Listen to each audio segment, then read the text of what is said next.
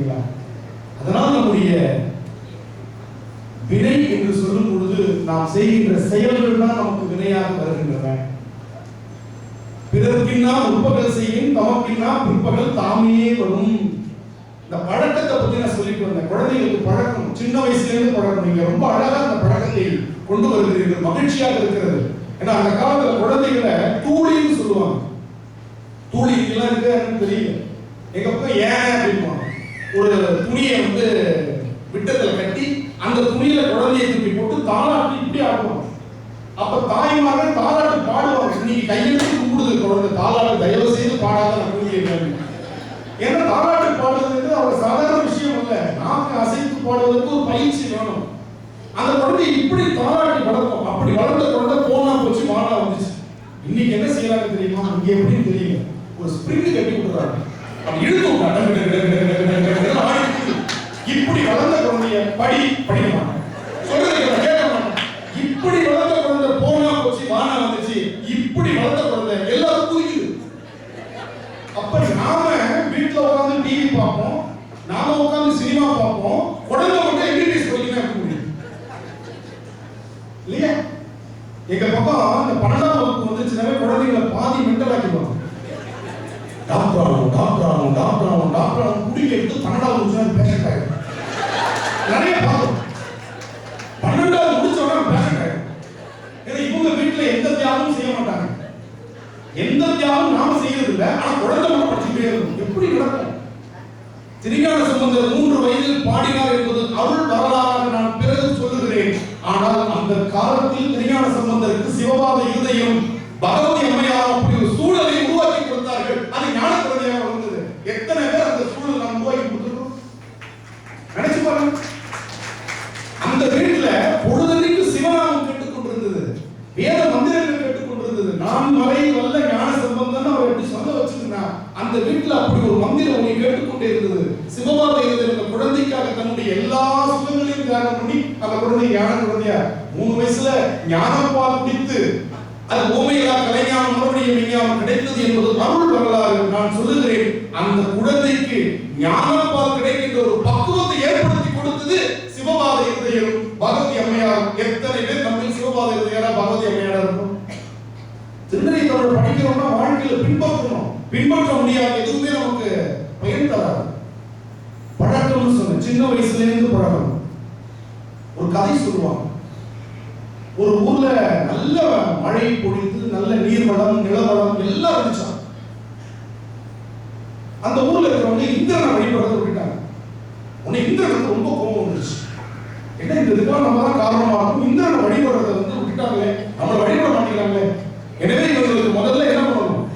மழையை கட் பண்ணணும். கட் பண்ணிட்டா வறட்சி வந்துடும். அப்புறம் தெய்வத்தை நினைக்க ஆரம்பிச்சிருவாங்கன்னு சொல்லிட்டு நேரம் வருணம் கூப்பிட்டான். வருணா இங்க வா. என்ன அப்படின்னு, இந்த ஊர்ல மழை பெய்யாது. உடனே வருண் சொன்னா, நீ சொல்றதுலாம் நிறுத்த முடியாது. எனக்கு இந்த ஒரு நியதி இருக்கிறது. சைவ சித்தாந்தத்துல நியதின்னு ஒன்று உண்டு. அந்த நியதிப்படிதான் நான் மழை பொழியறதா வேணாமான்னு முடிவு பண்ணுவேன். திருமால் கையில பாஞ்ச சன்னியம்னு ஒரு சங்கு இருக்கு. அந்த சங்கினுடைய ஒலி கேட்டா மழை பொழியுங்கிறது எனக்கு நியதி, விதிக்கப்பட்ட நியதி. எனவே சங்கு ஒலி கேட்காம அந்த சைலண்ட் மோட்ல போடணும்.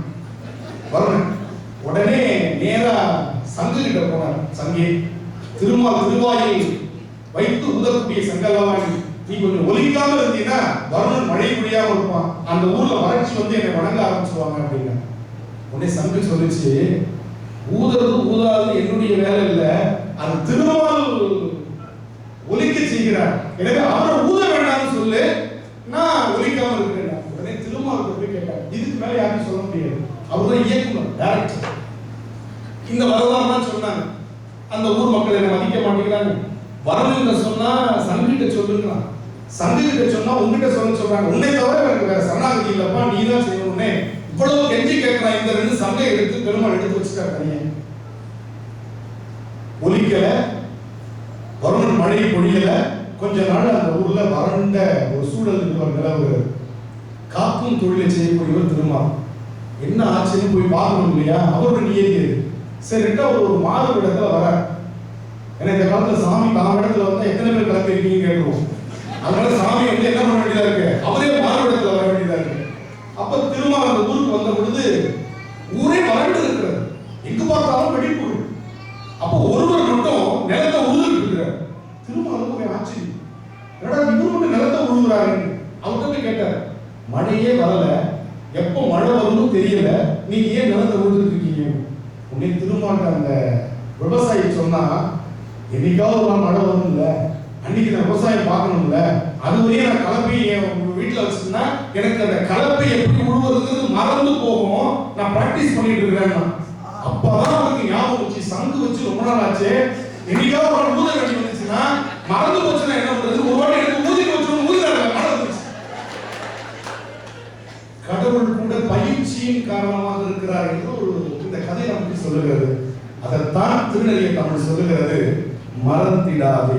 கடைசியில வர மறந்திடாதே, தொடர்ச்சியை மறந்திடாதே, நானும் அஞ்செழுத்து தொடர்ச்சியை மறந்திடாதே. எவ்வளவு அழுத்தமாக பதிவு செய்கிறது பாருங்க. மறக்காத, தொடர்ச்சியா சொல்றதுக்கு மறக்காத, நானும் சொல்றதுக்கு மறக்காத, அஞ்செழுத்து சொல்றதுக்கு மறக்காத. நானும் அஞ்செழுத்து தொடர்ச்சியை மறந்திடாதே. எவ்வளவு நேரம் நான் பேசுறதுன்னு எனக்கு ஒரு பெரிய குழப்பம். ஏன்னா நேரம் ரொம்ப தள்ளிக்கிட்டே வருது. ஒரு கூட்டம் அப்படின்னா ஒரு பெரிய கூட்டம் ஏற்பாடு பண்ணிருக்காங்க, ஒரு பெரிய பேச்சாளர் கூப்பிட்டுருந்தாங்க. என்ன மாதிரி சாதாரண ஆளுகள் பெரிய பேச்சாளர் இருந்தார். அவர் வரதுக்கு கொஞ்சம் கால தாமதம் ஆச்சு. நல்லா கவனி, கொஞ்சம் கொஞ்சமா கூட்டம் கலைஞ்சி போகுது. இங்க என்ன கொஞ்சம் கொஞ்சமா கூட்டம் வந்துருக்கு. இப்படி ஒரு ஊர் நான் பார்த்தது உலகத்தில். நேரம் ஆக ஆக பேச்சாளருக்கு உற்சாகம், எனக்கு கூட்டம் வந்துருக்கு, இன்னும் நல்லா பேசுறேன்னு 10 பேர் வருவாங்க. ஓஹோ, இது நினைச்சா நீங்க உட்காந்துருக்கீங்களா நினைச்சாதீங்க, அங்க 2 பேர் இருக்காங்க. அப்ப அந்த பேச்சாளர் வரதுக்கு நேரம் ஆக ஆக ஆக ஆக கொஞ்சம் கொஞ்சமா கூட்டம் கலைஞ்சி போச்சு. அவர் வந்து சேரும் பொழுது ஒரே ஒருத்தர் உட்கார்ந்து இருந்தார். நீங்க நினைக்கிற ஜோக் இல்லை, ஒரே ஒருத்தர் உட்கார்ந்து இருந்தார். அந்த பேச்சாளருக்கு ரொம்ப வருத்தம், இவ்வளவு கஷ்டப்பட்டு இந்த ஊருக்கு நம்ம வந்திருக்கிறோம், ஆனா நாளே இல்லாம ஒருத்தர் உட்கார்ந்து இருக்கிறாரு. சரி, நம்ம மதிச்சு ஒருத்தர் உட்கார்ந்து இருக்காரு, அவர்கிட்ட நம்ம பேசுறதா வேணாமான்னு. அவரு ஒரு மாடு மேய்க்கக்கூடிய ஒரு தொழிலை செய்யக்கூடிய எளிய மனிதர். அவர்கிட்ட கேட்கிறார், நான் பேசுறதா வேணாமா, நான் எவ்வளவு பெரிய பேச்சாளர் தெரியுமா, எவ்வளவு தூரத்திலே வந்திருக்கேன் தெரியுமா. உடனே அந்த மாடு மேய்க்கிறவர் இவர் கேட்ட கேள்விக்கு பேசலாமா வேணாமா கேட்ட கேள்விக்கு நேரடியா பதில் சொல்லாம எதிர்மறை ஒரு மறைமுகமா பதில் சொல்றாரு. அவர் மாடு மேய்க்கிறவர் இல்லையா, அந்த தொழில் சார்ந்த அந்த பதில சொல்றாரு. என்ன சொல்றாரு, ஐயா என்கிட்ட 100 மாடு இருக்குங்க, 100 மாட்டுக்கு நான் புல்லு எடுத்துட்டு போனேன், 99 மாடு மேய்ச்சலுக்கு போயிடுச்சு, ஒரே ஒரு மாடு தான் இருந்துச்சு, ஆனா அந்த ஒரு மாட்டுக்கு நான் புல்ல போட்டுட்டு தான் வருவேன்.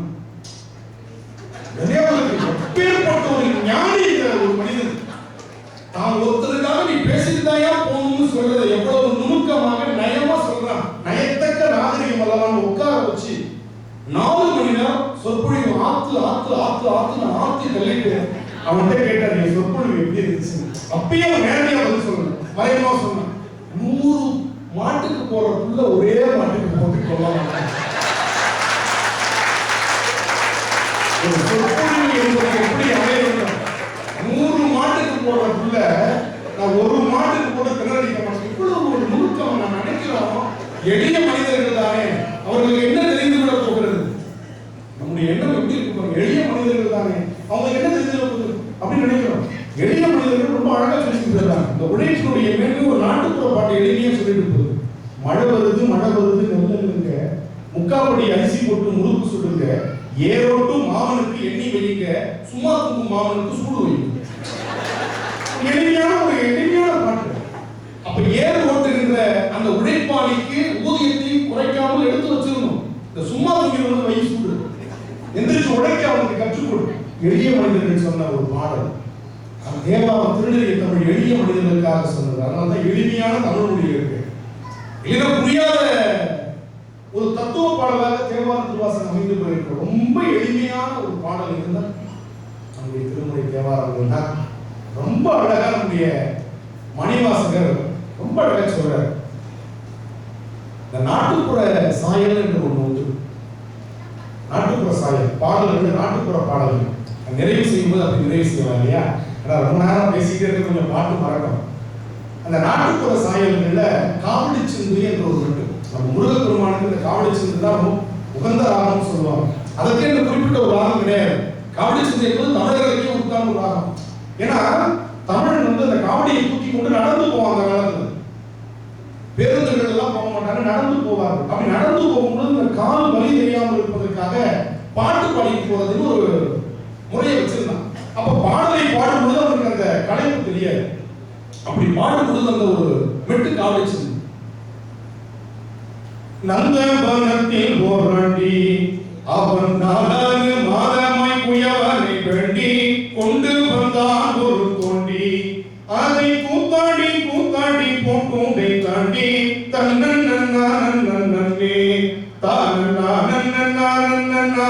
தானே. இது அந்த காவலிச்சனுடைய ஒரு அடிப்படையான ஒரு மெட்டு. இதே மெட்டுல நிறைய பாடல்கள் பின்னாடி வந்துச்சு. வள்ளி கணவன் பேரை வழிபோக்கன் சொன்னாலும் உள்ளம் குழையுதடி கிளியே ஊனும் உருகுதடி கிளியே ஊனும் உருகுதடி. இது ஒரு இருக்கு.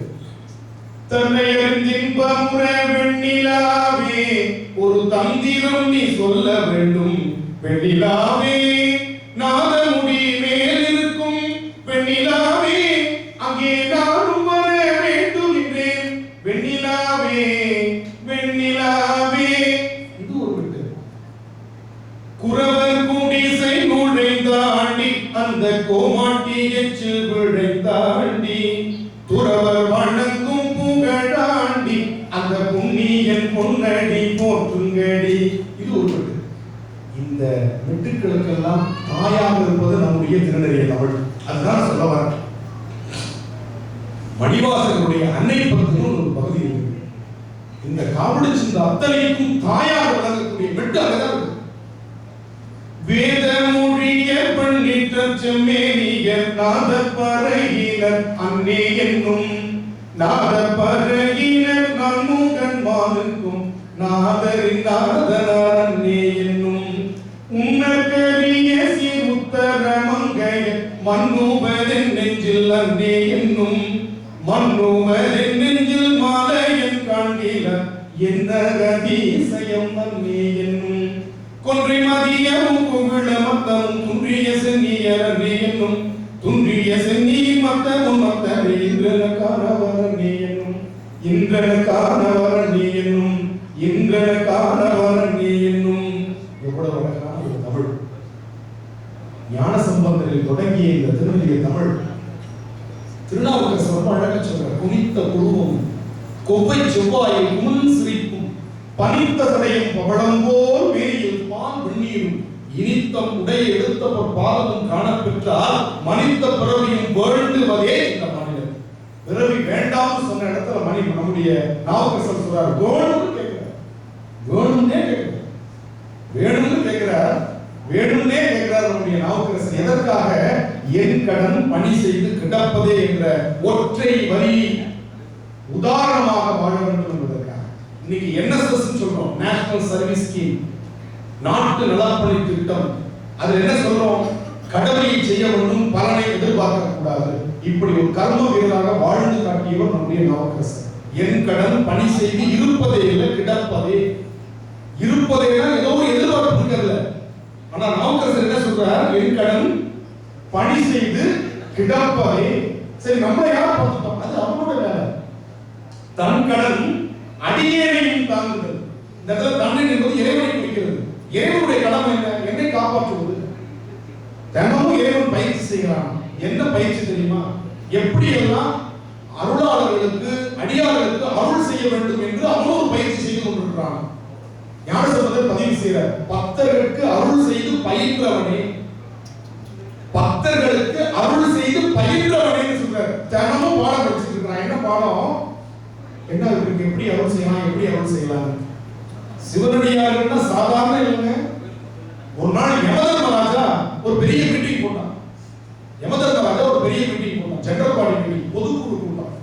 உலகத்தில் உள்ள அத்தனை யமதூதர்களும் வந்து உட்கார்ந்தாங்க. எல்லா யமதூதர்களும் அவங்க பிரசன்ட் கூட அவசியம் கிடையாது. அப்ப அவன் சொல்றான், யமதூதர்களே, இந்த உலகத்துல எங்க வேண்டுமானாலும் நீங்கள் சுற்றி திரியலாம். விசா தேவையில்லை, பாஸ்போர்ட் தேவையில்லை, விமான டிக்கெட் எடுக்க வேண்டியதில்லை.